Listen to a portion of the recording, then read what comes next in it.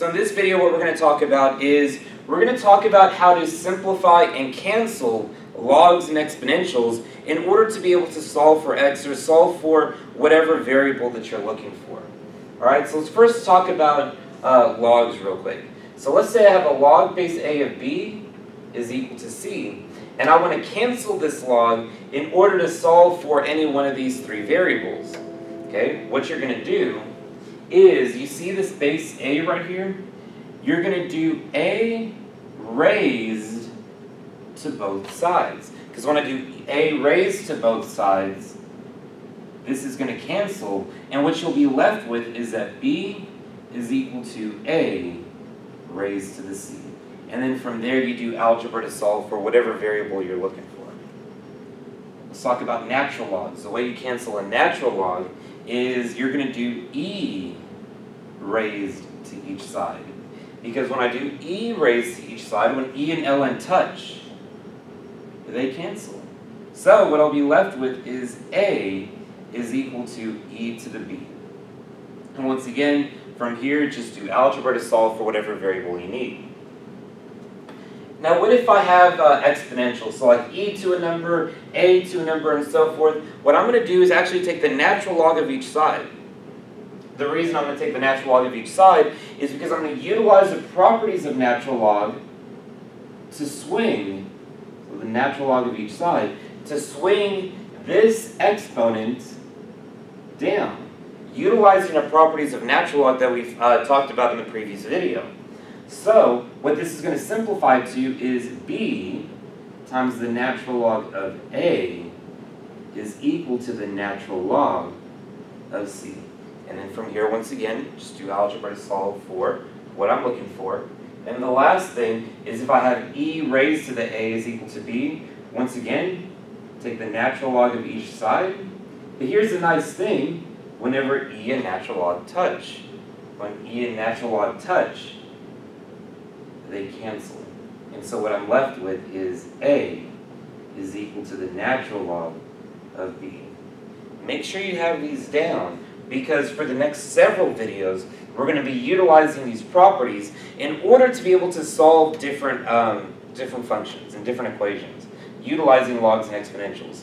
So let's go ahead and do a couple of examples. Alright, so let's go ahead and do these examples. So let's take a look here at number 1. What I have is log base 2 of 8 is equal to x. Well, how do I get rid of that log? Well, I see this base 2 right here, and I'm going to do 2 raised to each side. Because when I do 2 raised to each side, the 2 and the log base 2 cancel. So what I have is 8. So what I have is 8 is equal to 2 to the x. And so now we just got to ask ourselves, 2 to the what is equal to 8? Well, I know that 8 is 2 cubed. Now that 8 is 2 cubed, and whenever you get common bases, they cancel, and you can just say that x is equal to 3. Okay? Let's take a look at the second one right here. What I have is log base 2 of x plus log base 2 of x minus 2 is equal to 3. Don't make the common mistake and do 2 raised to each side right here. You can only do that when you have one singular log on each side. But I have 2 of them here. So what we're going to do is utilize our properties of log that we talked about in previous videos by combining this into one singular log. So because these are being added, what I can do is I can make this log base 2 of x times x minus 2 is equal to 3. So whenever you have a log of something plus a log of something else, you can just multiply the insides together. So now that we have that, let's do 2 raised to each side. So doing 2 raised to each side, these cancel. And so what this is going to be, if I distribute this, this is going to be x squared minus 2x is equal to 2 cubed, which is 8. Right? So I see that I have a quadratic. So let's move everything over to one side, set it equal to 0, and solve for x. So what I'm going to have is x squared minus 2x minus 8 is equal to 0. So let's go ahead and factor. This factors into x minus 4 times x plus 2 is equal to 0. And so solving for x, I get that x is equal to 4 and x is equal to negative 2. And a lot of people are going to pat themselves on the back, but they're not quite right yet. Because you cannot take the log or natural log of a negative number. So what you always need to do, you always need to check. What I'm going to do is check each of these x's. I'm going to check each of these x's to make sure when I plug it into my log, it doesn't give me a negative number. So let's first check at x equals 4. Well, by plugging 4 into each x, I have a log base 2 of 4. That's okay because it's a positive number. And I have a log base 2 of 4 minus 2, and that's also a positive number.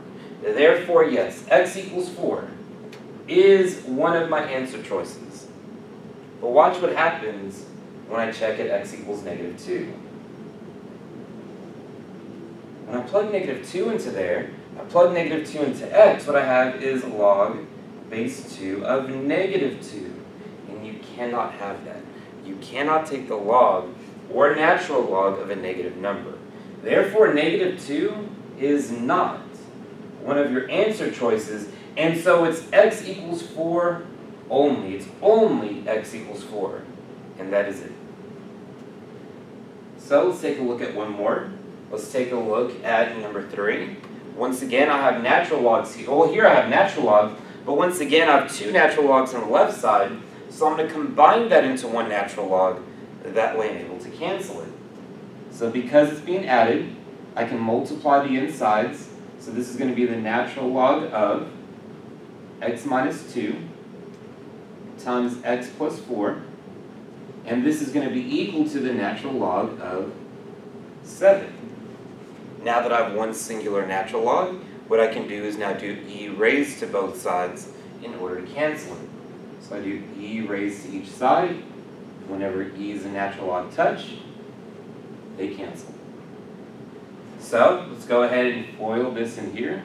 You're going to have x squared plus 4x minus 2x minus 8 is equal to 7. I see once again I have a quadratic, so let's move everything over to one side, set it equal to 0 so we can solve for it. So what I'm going to have is x squared, and then 4x minus 2x, that's 2x, minus 8, minus 7, minus 15 is equal to 0. Let's factor. So when I factor this, this is going to be x plus 5 times x minus 3 is equal to 0.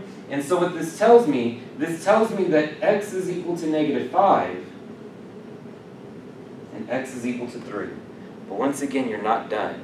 With logs and natural logs, you always need to check to make sure that you do not output a negative number. So let's go ahead and come over and check. Let's first check at x equals negative 5. Let's go ahead and plug negative 5 into all my x's to see if I output a negative number. Well, plugging negative 5 into my first natural log, and I have the natural log of minus 5 minus 2, and you can't have that because on the inside I have a negative number. So x equals negative 5 is not an answer choice. So now let's go ahead and check at x equals 3. Well, at x equal to 3, let's see, I'm going to have the natural log of, plugging it into the first one, 3 minus 2. Okay, that's okay, we can do that. And let's go ahead and plug it into the second one, plus the natural log of 3 plus 4. And we can have that as well, because they're positive numbers on the inside. Therefore, x equals 3 is your only answer choice. It's only going to be x equals 3. So go ahead, join us in the next video. In the next video, I'm going to do 3 more examples. I'll do one really difficult log one, and then after we do that really difficult log one, we'll do a couple of exponentials.